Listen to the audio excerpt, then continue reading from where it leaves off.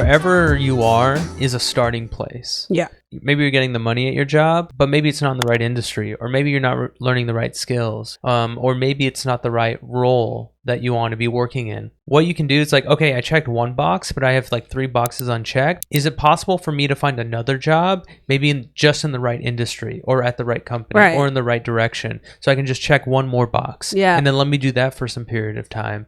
And then let me reevaluate and see if I can check another box. You know, this approach to it is just a checklist that you're ultimately just going down, and you know, you're not going to do it overnight, but like over the course of years, you can check off everything on your list, and this is your dream list. This is your dream life. Yeah, exactly. And just slowly just keep going, because what else are you going to do in your life if not check everything off this list? It's like your bucket list. The thing is, it's like, I like how you put the getting close to your vision. That's your dream life. I see it as like this percentage bar. Yeah. Right. It's like, okay, this job is 70%. And that's okay. Like if you know, like, okay, this is not 100% in line, but I'm using it for X. I'm using it as a resource for this other thing. Totally fine. You can't be at 100% like at 20. Like that's really hard to do. I mean, some people maybe, but like, I like how you put it in a percentage, because it allows you to just be aware. Yeah. It's just it allows you to take inventory of your life. You know what I mean? Exactly. And then I like the other metaphor of the checklist, because how you're talking about it is a very custom checklist. Yep. It's not one size fits all. Pick it up. What we do is that we take the checklist list off the shelf from like Walmart or something. We don't even check custom college, order it. Check corporate, check spouse, check house, dog, check child.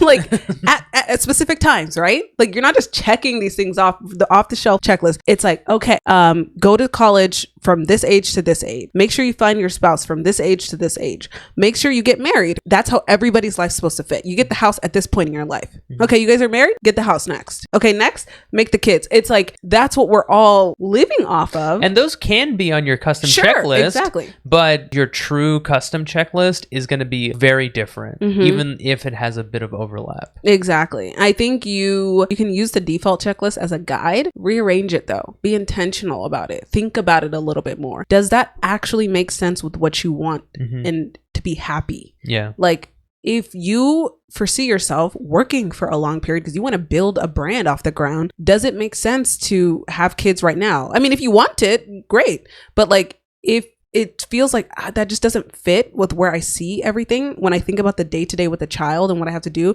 it does not make me happy. Yeah. You don't have to do it right now. Like you don't have to, if college doesn't make sense right now, or you don't feel pulled to a degree, if you don't feel pulled to a job and like, okay, you graduated and everyone's like, okay, it's time to get a job. And you're like, that just, in my heart, that does not make sense right now, then explore it. I'm not saying you shouldn't do it, but explore it. Yeah. Be intentional. Just be aware of why you feel things and investigate it. And I think that's the problem of why many of us are not getting paid to live, is we're not thinking about it. We're taking the list off the shelves and we're saying, this is what I have to do. There are no instructions for life. We made that up. Like we made that up. Do you see how in every period of history there's people living all kinds of ways? Because we don't know what we're doing.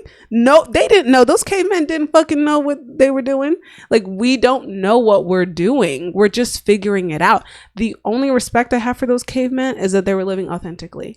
They were doing their thing because there was no one to, they were creating it. They were making it. And I think as we got more technologically savvy and like advanced and everything, we were like, oh yeah, so you know, no one needs to create anything from scratch because we already have all these examples. We already have so much to look on. We already have so much technology to figure everything out. And like, you know, just listen to these institutions, because that's what they're for. They were built to help people, you know, figure out their life. But somewhere in there, it got lost that you still have to figure it out. Like there's no escaping the reality of life. Like it's still going to be there. And if you don't create the hard in your life, life will create hard for you.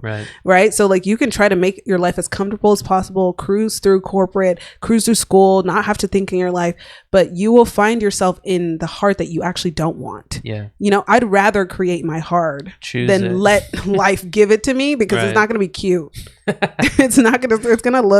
It's giving depressed dungeon and cancer. That leads me to, okay, how do you know like the life that you're supposed to live? Like, how do you decide what that vision looks like, so you know what you're working towards? You know how you know what to compare your progress bar to. I think personally, I think personally we need more